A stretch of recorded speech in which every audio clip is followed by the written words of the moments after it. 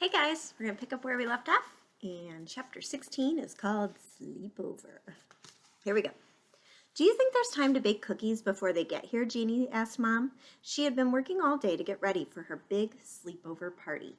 3 friends from her school musical were going to arrive any minute, and Bat had been watching his flurry of preparation with curiosity and maybe just a touch of jealousy. You already made brownies and ordered pizza, and had Mom take you to the store for 3 different kinds of juice, Bat said, thinking that with 3 different kinds of juice, Janie shouldn't be so selfish about not letting him even have one glass until the guests arrived. I know, Janie said, twirling her hair in a bun, but I can't remember if Karina said she doesn't like brownies or cookies, and I thought it was cookies she doesn't like, so then I made brownies, but now I think I might be remembering wrong. I like brownies, Bat said, and I also like cookies. I know, Bat said, Janie said, rolling her eyes. Bat hated when Janie rolled her eyes at him. It was rude. He was about to tell her so when the doorbell rang. They're here! Janie yelled. She ran out to the kitchen. Soon the house was brimming with noise. Janie and her friends seemed to have forgotten the whole concept of inside voices.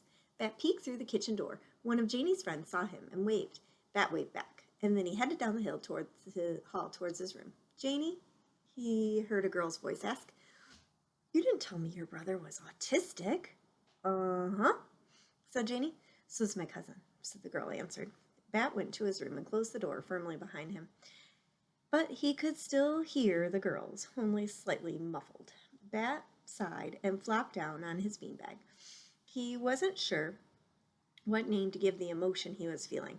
His eyes darted around the room as he looked for something to do. Even his animal encyclopedia, which usually made him perfectly content, didn't seem appealing. And Thor must have been deep into his afternoon nap, because Bat couldn't hear him stirring in his enclosure. Now that Thor was less of a baby and more of a toddler, Bat liked to think of his enclosure as a playpen. In one corner was a kitty transport box that made sort of a cave for Thor to sleep in. In the other back corner, newspapers acted as a bathroom for the kid, who was quickly learning the right place to go. Up towards the gate in the front was Thor's food dish, which Bat filled 4 times a day, and water dish, which he had changed and refilled every morning and every night. Hanging from the gate was Thor's sling, which he used to disappear into when he was which was getting a little tight. Mom knocked on Bat's door, which he knew was her because she always knocked like a little pattern. Knock, knock, pause, knock. Come in, he said. Mom opened the door and the girl's noise grew louder. She came into the room and shut the door. Again, those girls know how to party, she said with a smile. Bat shrugged. I guess, he said. Mom sat on the edge of the bed. How's Thor? He's taking his nap, Bat sighed. For no apparent reason, his eyes filled with tears. Oh, little Bat, said Mom, are you feeling lonely? Bat shrugged. Maybe, he said. Mom pet Bat's hair for long, slow strokes. It felt nice. Hey, he said, I have an idea. What? Said Bat. Do you want me to call Israel and see if they'd like you to come for a sleepover? We could take a break. We could break out your trundle bed, Mom said. Bat had a trundle bed as long as he could remember, but the only person who ever slept on it was Janie when they were younger, and he could sometimes talk her into sleeping in his room. Do you think he'll want to? Bat asked. There's only one way to find out, said Mom. It turned out that Israel did want to come for a sleepover. Sometimes life meant lots of waiting and not knowing, but this time everything happened fast. Israel answered the phone on the second ring and said, yes! And soon Bat had asked him if he wanted to come over, and then Bat's mom talked to Israel's dad, and within half an hour, it was Bat's turn to open the door when the doorbell rang, and his friend was standing on the front porch holding a pillow and a knapsack. Hi, said Bat. Do you like brownies? They're my favorite, Israel said with a grin, and he came inside. Chapter 17, Party Games. Hey, do you want to play a game with us? Janie said as she opened the door without knocking, which she knew wasn't allowed. You forgot to knock, Bat said. Janie rolled her eyes. Okay, I guess you don't want to play with us, she said, and then she closed the door. Wait, Israel said, jumping to his feet. I want to play. He followed Janie into the hallway, turning to say, come on, Bat. Bat checked on Thor before he followed. Inside the playpen, Bat saw the kitty carrier, the tip of the skunk's tail poked out from the flannel blanket, and Thor liked to sleep inside. Bat closed the bathroom door behind him and followed Israel and Janie down the hall. The living room was a mess. Janie's 3 friends sat in a nest they had made on the couch cushions. The coffee table was shoved to one side. Paper plates and half-eaten pizza and paper cups full of juice littered all over. So this is my brother, Bat, and his friend Israel, Janie said, and these are my friends, Karina, Maggie, and Frida. She pointed to each of the 3 girls when she said their names. Hi, said Israel with a little wave, and then he elbowed Bat. Ouch, Bat said. Say hello, Israel. Israel whispered loudly. Hello, Bat said. Oh, your brother is adorable, Janie, one of the girls said. Maggie, from the pillow pile. Bat's face was hot and prickly, and he shifted his weight from his foot to foot. Are you guys going to play with us? Said Frida. What's the game?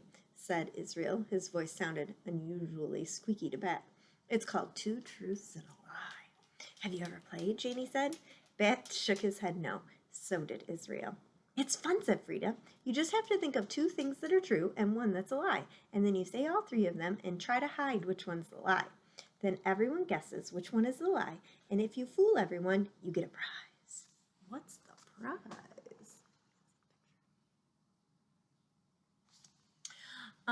Bag of gummies, Janie said, holding up the plastic bag of gummies.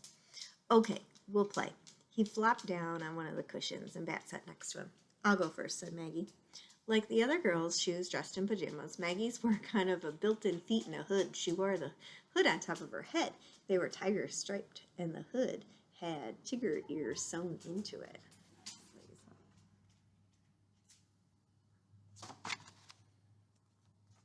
Let's see, said Maggie. I don't know how to ride a bicycle. I'm allergic to shellfish, and I have 13 pets. You have 13 pets? Bat said excitedly. What kind of pets? Bat, you can't ask questions. That's not how the game works. We have to guess which of the 3 things is a lie. I hope it's true that you have 13 pets, Bat said to Maggie, and she smiled. Okay, I think it's true she's allergic to shellfish because that's a weird thing to make up. Janie nodded, but Israel said, I think she's lying about not knowing how to ride a bike. Who doesn't know how to ride a bike? And then Karina said, well, actually, my mom never learned to ride a bike until she was a grown-up. She just never wanted to when she was a kid. That's crazy, Israel said. I love riding a bike. It's the best, especially down the hills, up hills. Not so much. Then he and Frida started talking about a really big hill over by the high school and how hard it was to ride up and how much fun it was to ride down. But Bat interrupted. I think the shellfish thing is a lie, he said, mostly because I really want the 13 pets to be true. Okay, who votes shellfish? Janie said. Bat, Israel, Janie, Karina, and Frida all raised their hand. We think that's a lie about you being allergic to shellfish. She shook her head and grinned. No, she said. I really am allergic to shellfish. That made the inside of her mouth feel a little itchy and break into hives. Janie tossed a bag of gummies to Maggie, who caught it. So what's the lie? Israel asked. The animal thing. I don't have 13 pets, Maggie admitted. I have 14. You have 14 pets, Bat said. What kind? We have 5 chickens, Maggie began, and 2 dogs and 7 fish. Our brother Jasper has a saltwater tank. I want to go next, Bat said. Okay, said Janie. Bat thought for a minute. He didn't like to lie. He really didn't. It made him feel uncomfortable, sort of itchy. But since that was the game, he wanted to make a really good lie. When he was ready, he said, my favorite food is grapes, the green ones. When I grow up, I want to be a firefighter, and I have a baby skunk in my room. And then he pointed at Janie and Israel said, you guys can't play because you know the truth already. Okay, Bat, Janie said. The skunk one, said Maggie. He just said that because of my pet lie. No one has a skunk for a pet. Bat tried really hard not to smile. Karina said, lots of kids want to be a firefighter, and everyone likes grapes. I think it's a skunk too. Skunks are gross, said Frida. So they all voted that was the lie about having a baby skunk in his room. And Bat, practically bursting with excitement, said, no, that's the true thing. I do have a baby skunk in my room. His name is Thor. Then no one cared which of the things was a lie, being a firefighter, of course, because Bat was definitely going to be a veterinarian like his mom when he grew up, and Janie's friends begged him to show them the skunk, even Frida, who had just said she thought that skunks were gross. So So he went back to his, I'll go get him. So he went back to his room and scooped up the sleeping kit, blanket and all, and went back into the living room. You have to be quiet and slow with him, said Bat sternly, or else I'll be scared. I'll hold him, and you can pet his head. And then he walked around to the circle of kids, showing Thor to each of them. Thor widened his mouth with an adorable yawn, and Janie's friend said, ooh, and ah, and told Bat how cute Thor was. Even Janie took a turn petting Thor's head, and then, because it was a good friend thing to do, Bat let Israel carry Thor back to the enclosure. Chapter 18, Best Friends. After Bat put Thor away, Janie got all bossy and told the boys that she and her friends were going to watch a movie, and the boys definitely wouldn't like. But when Bat asked what movie, she wouldn't even say. How can you know we won't like it if you don't even let us watch? Bat said. And what about the time I said I didn't like pigs in a blanket before I tried them, and then you made me take a bite of yours, and it turned out I really do like them a lot. Do you remember that time? I remember, Bat. But this is different. The boys can watch a movie in my room if you want, Mom offered. Her bedroom was the only one in the house with a TV in it.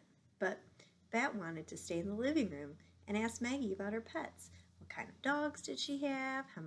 How did her brother make sure that the salt water in the fish tank had the right amount of salt? Did the fish ever try to eat each other? Bat had heard that sometimes fish ate each other. Come on, Bat, said Israel. Let's go hang out in your room. Bat followed, reluctantly. When they got to Bat's room, Israel said, I think your sister was ready to have her friends back to herself. What? Said Bat. But she invited us to play a game with them. That's because you need more people to make a game more fun, Israel said. She doesn't need us to watch a movie and make a movie more fun. Bat thought about that. Then why didn't she just tell us she was done with us? Israel laughed. Because that's rude, he said. Watch. And then he pretended to be Janie, and he put his hands on his hips, and the way Janie sometimes did, and rolled her eyes like Janie did, and said, Bat, I'm sick of you and your friend. We don't need you anymore now that the game is over, so please go away. And then he dropped his arms and grinned. He said, see? Rude. That's a terrible Janie impersonation, Bat said.